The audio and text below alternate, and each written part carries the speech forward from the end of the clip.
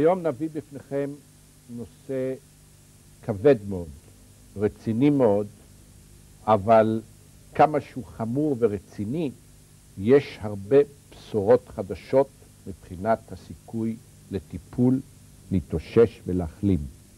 מדובר על דיכאון. האורח שלנו היום הוא פרופסור אבי ויצמן. ערב טוב לך. ערב טוב לך. ולפני שנתחיל בשלושה משפטים, מה זה דיכאון? דיכאון זאת הפרעה חמורה במצב הרוח, שמלווה בסבל ניכר, ירידה באיכות החיים, תחלואה פיזית ותמותה גבוהה. כלומר מחלה מאוד רצינית. מאוד רצינית. שלשמחתנו, כמו שאמרת, יש לה היום טיפול מאוד יעיל. טוב, שכיחות, כן. זאת מחלה מאוד נפוצה, כפי שאמרתי. השכיחות הנקודתית, כלומר השכיחות כרגע באוכלוסייה בשנה הזו, היא 6% בעולם. בעולם. 6% מאנשי העולם ברגע זה סובלים מהפרעת דיכאון. זה מספר גבוה מאוד. מיליונים על מיליונים. מיליונים של בני אדם. והשכיחות במהלך החיים, זאת אומרת, הסיכוי של בני אדם לחלות בדיכאון במהלך החיים הוא גבוה מאוד. רגע, סליחה. לגבי הארץ אנחנו כמו כל העולם? אנחנו ככל העולם. כלומר, אתה רוצה להגיד לי שהיום 6% מתושבי מדינת ישראל שסובלים בצורה זו או אחרת מדיכאון. אתה צודק מאוד. והיחס נשים לגברים הוא 2:1, כדאי לציין. כן. אפשר להמשיך בבקשה? כן. באחד הדברים הבולטים היום במגמות, באפידמיולוגיות, כמו שאתה מדגיש, של הדיכאון, זה שגיל הופעת הדיכאון יורד. זאת אומרת, יותר ויותר אנשים צעירים ואפילו ילדים ומתבגרים, אפילו ילדים, כבר מגלים תופעות דיכאוניות. השכיחות עולה במידה מתונה, לא יודעים אפילו למה, ותפיסת ההפרעה מאוד השתנתה בשנים האחרונות. בעוד שבעבר תפסו את זה כחולשה, כאיזו חולשה פסיכולוגית של בני אדם, כהפרעה בהסתגלות לתנאי חיים, היום אנחנו רואים את זה כמחלה, ככל המחלות עם בסיס ביולוגי, תורשתי, ביוכימי. מחלה ככל המחלות. מחלה ככל המחלות עם מרכיבים פסיכולוגיים וביולוגיים. טוב, אפשר להמשיך בבקשה. כן. עכשיו, מה שכדאי לציין, שיש רופאים, ובוודאי שגם חולים צריכים לדעת לזהות את המחלה, כי כשליש מהחולים שפונים בכלל למרפאות מסיבות כלשהן, מרפאות של רופאים כלליים או רופאים מומחים, הם למעשה סובלים מדיכאון. ואתה יכול להקל מאוד על האיכות חיים שלהם אם אתה תזהה ותטפל בזה בזמן. יותר מזה, חשוב לדעת שכמחצית מהאנשים שהתאבדו, הם למעשה ראו רופא בחודש שלפני האירוע, אבל משום מה לא הייתה מספיק ערנות של שני הצדדים. זה צריך קצת להסביר.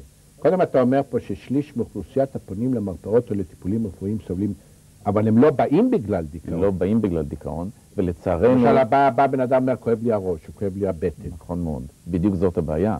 ואז הוא עובר איזה בירור יקר, CT, MRI, בדיקות ביוכימיות מאוד מסובכות, בו בזמן שלא מזהים שיש פה מרכיב דיכאוני מאוד ניכר, שעומד מאחורי התלונות הגופניות הללו. אבל יכול להיות שיש לו גם את המחלה הגופנית, נניח בראש או בבטן, ובנוסף לזה, או בגלל זה, או יחד עם זה, יש לו גם דיכאון. בהחלט אתה צודק, שהשילוב של מחלה גופנית עם דיכאון הוא נפוץ מאוד, צריכים לדעת לזהות אותו, ובמקרים האלה יש לטפל בדיכאון במקביל למחלה הגופנית.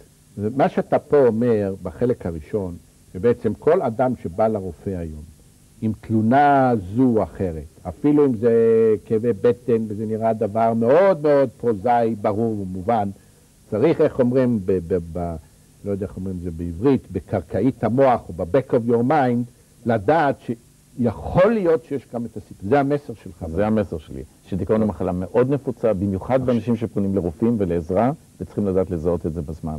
בייחוד אם זה אדם שבא וחוזר ועוד פעם חוזר. בייחוד באנשים שהם צרכני רפואה כבדים. טוב, עכשיו, מה זאת אומרת ש50% שהתאבדו ביטלו את זה? זה משהו, אחת התופעות המדהימות מאוד זה, שכאשר חוזרים לתיקים של אנשים שהתאבדו, רואים שהם היו במגע עם רופא, אפילו בחודש לפני האירוע. בגלל סיבה זו אחרת. בגלל סיבה זו אחרת, ומשום מה הוחמצה בכלל המודעות לאפשרות שמדובר בדיכאון. הייתה התייחסות לא מספיק עמוקה, ולכן עבדו חיים מאוד יקרים. טוב, אפשר להמשיך בבקשה? כן. תזכור שדיכאון זה מחלה שקשורה בתמותה, שניתן למנוע אותה. זה המסר העיקרי שלי. אתה אומר ש15% מאוכלוסיית הסובלים מדיכאון עלולים להתאבד אם לא יטופלו בצורה יעילה ובזמן. אם אתה מדבר על 6% מתושבי מדינת ישראל, שזה משהו בסדר גודל לפחות של 300,000 איש, משהו. נכון מאוד. אז האם אתה רוצה להגיד לי שיש סכנה של 15% מ-300,000 איש, שזה קרוב ל-50,000 איש, בסכנה שהתאבדו. בהיעדר טיפול, כ-15% מהאנשים הללו עלולים לאבד את חייהם במהלך החיים הדיכאוניים. תזכור שדיכאון מלווה גם בסיכונים נוספים להעלת בריאות. דיכאון יש יותר טוענים סיכון לסרטן, יותר סיכון למחלות זיהומיות, יותר הזנחה עצמית, זה לא הוכח, אבל טוענים שיש סיכון יותר גבוה, במיוחד לדעתי להזנחה עצמית, מחלות וסקולריות טוענים גם שהן יותר נפוצות באנשים עם דיכאון, כלי דם, אבל זה גם שריר הלב, שבץ מוח, יש עדויות דווקא היום שמאוד תומכות בזה. טוב, זאת אומרת, דיכאון גם גורם כנראה למחלות גופניות וגם בעצמו יוצר תופעות גופניות. אז מה שאמרת לנו בעצם עד עכשיו, שזו תופעה מאוד שכיחה, שמפספסים אותה הרבה, איך אומרים, לפספוס הזה במרכאות יכולות להיות השלכות חמורות ביותר. נכון מאוד. אז זה מביא אותנו עכשיו לנקודה הבאה, אז איך מאבחנים את זה? מה הסימנים? על הרופא בוודאי, אבל איך אדם עכשיו שצופה בתוכנית, שומע על הסיפור הזה, אומר, איך אני צריך, אני סובל מדיכאון, אני לא סובל מדיכאון, מה הסימנים? אז כדאי לדעת שהסימנים יכולים להיות לפעמים לא טיפוסיים דווקא לדיכאון, אלא כלליים, אבל שצריכים לחשוד על דיכאון. טוב. עייפות, כאבים לא מוסברים, שינה מופרעת, חרדה, הפרעות במערכת העיכול, הפרעות בריכוז, שכאילו הם יכולים ללוות כל מחלה, אבל הם צריכים להחשיד לכיוון דיכאון. אבל אתה יודע שכשיסתכלו על הרשימה הזו, אז הרבה אנשים יגידו, תשמע, אני עייף תמיד, כאבים יש לי תמיד, אני לא ישן טוב, וכו' וכו' וכו'. באמת הסינדרום הדיכאוני, זאת אומרת, האוסף הסימפטומים והסימנים שמאפיינים דיכאון, הם מאוד טיפוסיים, ואנחנו תכף נראה אותם בהמשך. אבל אצלנו בחומרה ניכרת, במשך זמן ארוך. אבל אולי מה שחשוב להגיד, שיש את כל הסימנים האלה ביחד פה נניח, שלא רק סתם עייפות, העייפות, עם זה ועם זה ועם זה ועם זה, כל זה ביחד יכול להחשיד לכיוון דיכאון. אז רגע, צירוף הוא למעשה הקובע, לא כל סימפטום בפני עצמו. טוב, אז זה נקודה אחת חשובה. טוב, נמשיך הלאה, כן. עכשיו, מה באמת הגורמים? לכן מתי, אם יש את הגורמים הלא ספציפיים, אז כמו שאמרנו, מתי יש בחופן סיכון יותר גבוה שמדובר בדיכאון? אם יש כבר בעבר אפיזודה דיכאונית ויש חשד שזאת אפיזודה חוזרת, אם יש במשפחה, היסטוריה, יש פה מרכיב גנטי כנראה בהפרעות דיכאוניות, במצבים לאחר לידה יש רגישות גדולה לדיכאון, וחשיפה למצב לחץ לא צפוי, שקשה להסתגל אליו. עבודה, במשפחה וכדומה. נכון, בזוגיות, פרידה, אובדן. אם כל הסימנים האלה מופיעים בעקבות או יחד עם אחת התופעות הללו, סליחה, אז ברור שהסכנה הרבה יותר, את צריך לחשוב על זה הרבה יותר. צריכים לחשוב על זה ולנסות לזהות את זה. טוב, נמשיך הלאה. כן. עכשיו כדאי לדעת שגם סיבות גופניות יכולות לדיכאון. חלק ממחלות גופניות, גריידה, מלוות בדיכאון, מחלת פרקינסון, שבץ מוחי, טרשת נפוצה, מולטיפל סקלרוזיס, מחלת הנשיקה, אינפקשיוס מונונוקלאוזיס, דלקת כבד, הפטייטיס, חוסר בוויטמינים, B12, חומצה פולית.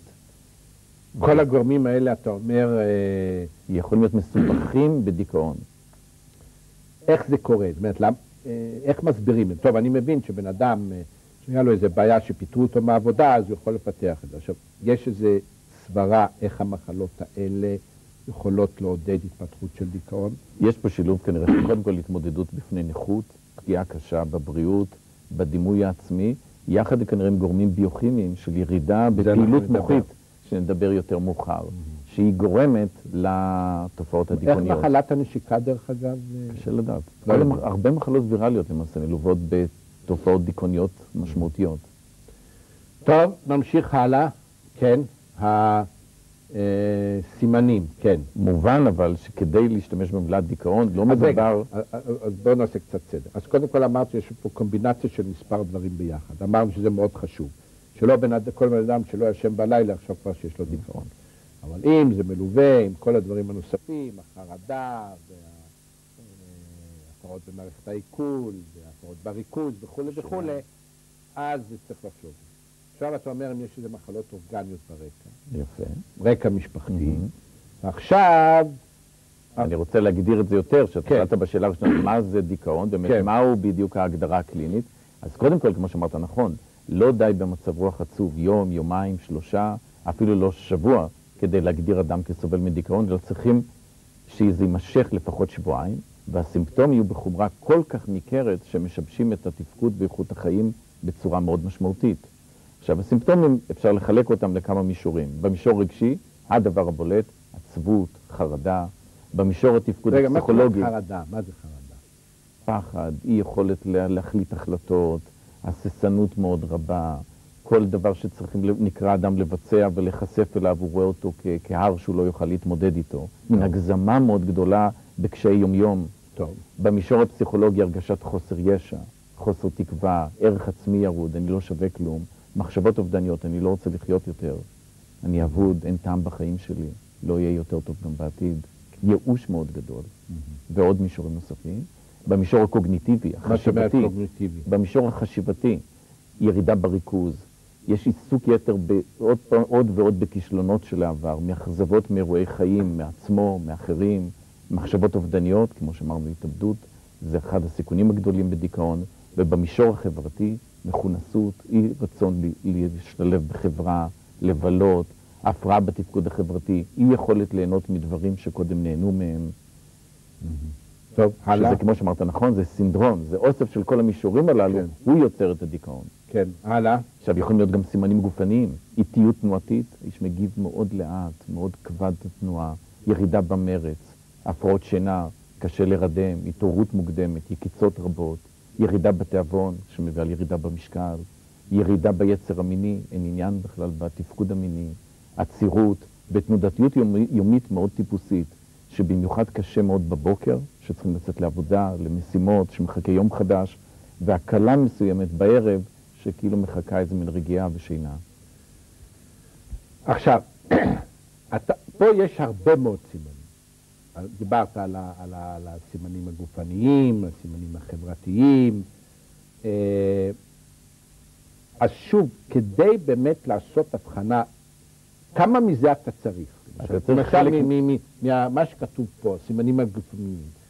אז האם צריך שכל יהיה כדי לעשות את ההבחנה, או מספיק שיש פה רק אחד או שניים? מספיק למעשה אחד או שניים מכל אחד מהסימנים במישורים שתיארתי, כדי שאדם יענה על הקריטריונים של דיכאון. זאת אומרת, יכול להיות שיש לו סימן אחד משניים מהפסיכולוגים, למשל, חוסר ישע, יחד עם עצירות וירידה במשקל. תמיד צריך להיות, אבל הדבר העיקרי שחייב תמיד להיות, זה המצב רוח הדיכאוני.